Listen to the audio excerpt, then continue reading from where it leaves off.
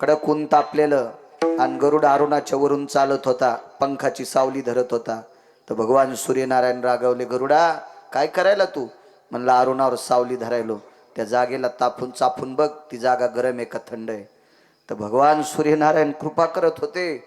विटेवरच्या मालकाच्या दर्शनाकरता जाणाऱ्या अरुणाला जमिनीचे चटके लागू नये म्हणून आत्मानंद बाबाजी तितकी जागा गरम होऊ देत नव्हता, सूर्य गरम होऊ देत नव्हता. इतकी वारकऱ्यावर निष्ठा होती, इतकी निष्ठा वारकऱ्यावर.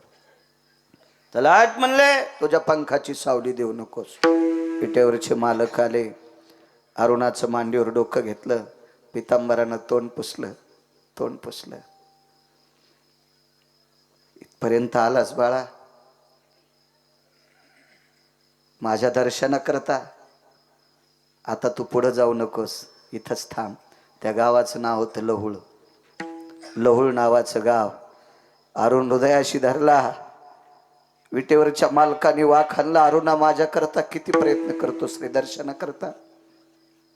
आईसाठी एक चुकीचा शब्द बोललो प्रभू, त्या शब्दातून मुक्त होण्यासाठी तुमची वारी करतोय. पाप कधीच संपलंय. तू ज्या दिवशी पंढरपूरचा रस्ता धरला त्या दिवशी तुझ्या आईला शब्द वाईट बोललास, त्याचं पाप कधीच संपलं. असं एकही तीर्थ नाही ते पाप संपवायची ताकद. ती फक्त पंढरपूरचा रस्ता आहे, फक्त पंढरपूरचा रस्ता आहे.